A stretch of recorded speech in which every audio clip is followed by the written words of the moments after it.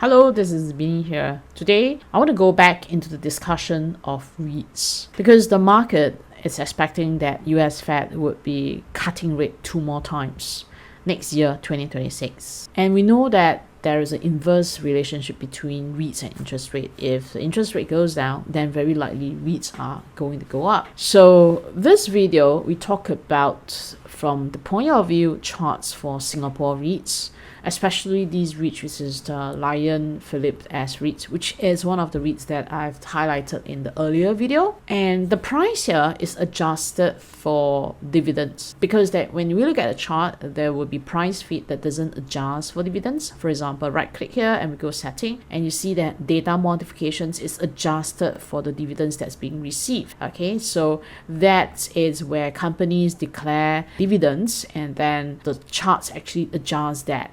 Now, why is it important to have adjusted price feed for REITs? And that's because REITs predominantly would be an instrument, a vehicle for us to receive regular dividends, especially as REITs, they are to pay out every quarterly or every half yearly, depending on the arrangement of these REITs.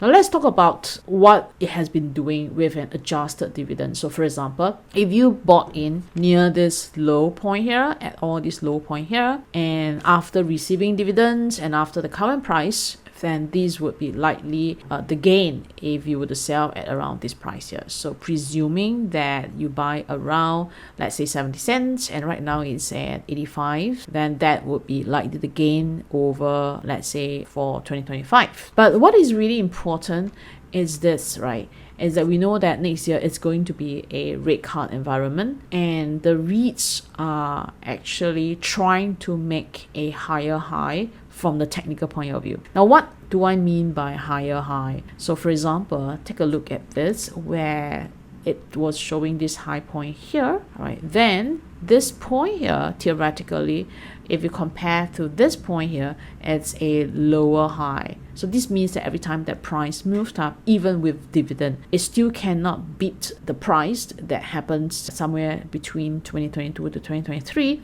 Someone who bought at this point here, it's not going to make money even when price moved up to 85. Okay, but one thing is that you start to observe that this time around there is a little bit of an indication that price is making a higher high versus the previous high. So let's examine this phenomena at this point of time.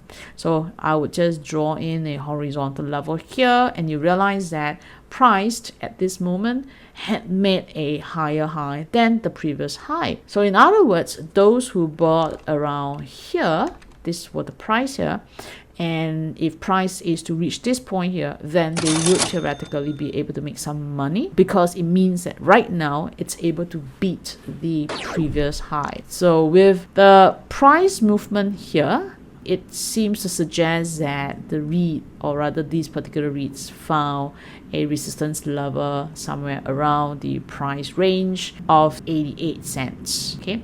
Now, what is important at this moment is to see that price continue to edge up. That means continue to make a higher high here like that, and continue to make a higher low in terms of its trend movement. Meaning that if it should want to move down, then it should continue to keep the trend such as that it will still make that higher low. Then the higher low would be, for example, a significant low from here. It still doesn't close below this low here. And for example, this low here, it doesn't close below this low here. And all this would give the justification that it is still making a higher low. Now, what I have here is this is my own created indicator that I use for my trading, and it's predicting that there will be a cluster of support around here. That would be in the region of 83.8 to 85. So really it's all about waiting to see whether it does, for example, get supported here. Now if it does, then it could be that we might have this pattern called a cup and handle if it does get supported and rebound from the support level. So it means that this could be a whole big base, and then these could be the small little handle. Well, I don't know because it hasn't formed yet. So if it does, then I will make another video to update you. I'm bringing in this video a discussion and let me know whether you think it might be forming a cup and handle pattern, or let me know your thoughts about REITs going forward into 2026. Alright, thanks a lot for joining me in this video. It's just that I thought to bring up that if you are interested in Singapore REITs that's pays in a range of about 4 to 6+%, then to also consider the Singapore REITs ETF. I have no specific ETF to recommend.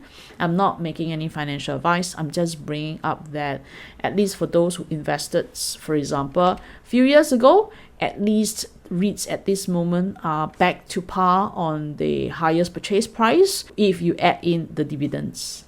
Okay, alright, thanks a lot for watching this video and hope that you click the subscribe button. If you have any thoughts on REITs, do share with me, and I see you in my next video.